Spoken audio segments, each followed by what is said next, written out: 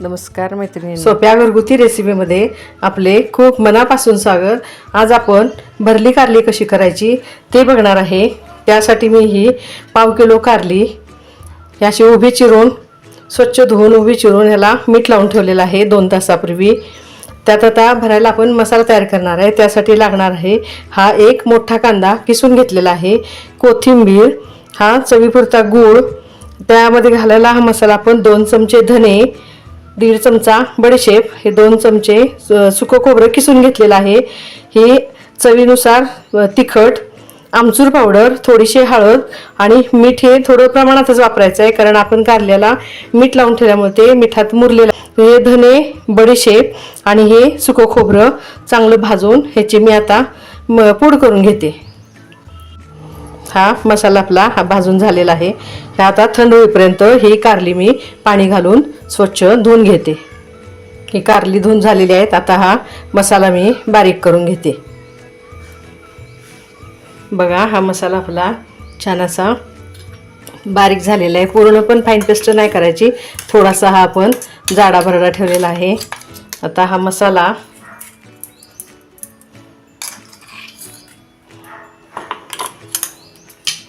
हे तिखट, हे हळद, आमचूर पावडर आणि मीठ हे सगळंच आपण एकत्र करून घेणार आहे। हा किसलेला थोडंसं पाणी यातलं मी पिळून काढलेलं आहे, ह्या कांद्यातलं किसलेला कांदा, गूळ आणि ही कोथिंबीर सगळं आपण मिक्स करून ह्या कारल्यामध्ये भरून घेणार आहे। याचं चांगलं हातानं एकसारखं मिक्स करून घ्या।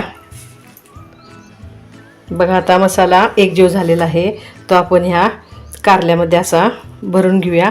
कारल्यामध्ये मसाला भरून आपण कारली वाफवून घेणार आहे। हे असा पूर्ण पॅक भरून घ्या कारल्यात मसाला। चिंचगूळ, कारलं म्हटलं की चिंचगूळ आलंच, पण आपण आमचूर पावडर घेतल्यामुळं चिंच घालणार नाही आहे, फक्त गुळाचा वापर केलेला आहे।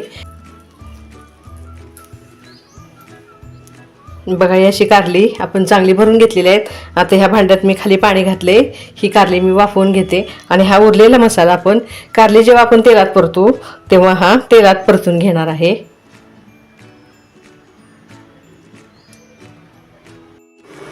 बघा ही आता आपली कारली पण कशी छान वाफवून झालेली आहेत। आपण ह्याला आता तेलात परतून घेऊया। कारली परतण्यासाठी आपण ही कढई ठेवलेली आहे गॅसवर। हे आता मी 2 ते 3 टेबलस्पून तेल टाकून घेते। त्यामध्ये आपण फोडणीसाठी मोहरी आणि थोडासा हिंग टाकून घेणार आहे। मोहरी तडतडली की आपण हिंग टाकूया।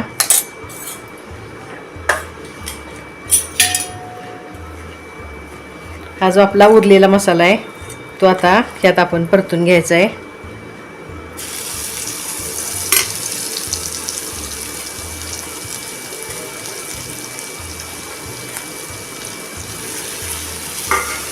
मसाला असा छान परतून झाला की हे एक एक करून हे कारला आपण त्या तेलात टाकूया।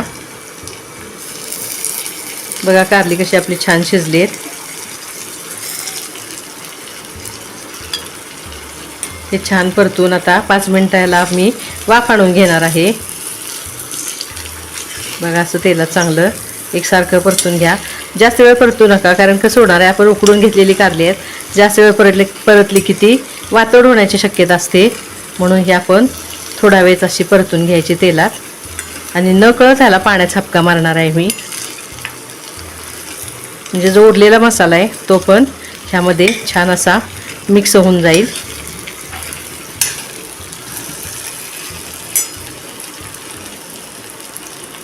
थोडासा पाण्याचा झपका मारून ह्याला मी आता चांगली वाफ आणून घेते 5 मिनिटं।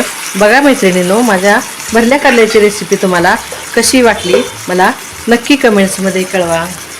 रेसिपी आवडल्यास मैत्रिणींमध्ये शेअर करा। घरचंच खा, निरोगी राहा। धन्यवाद।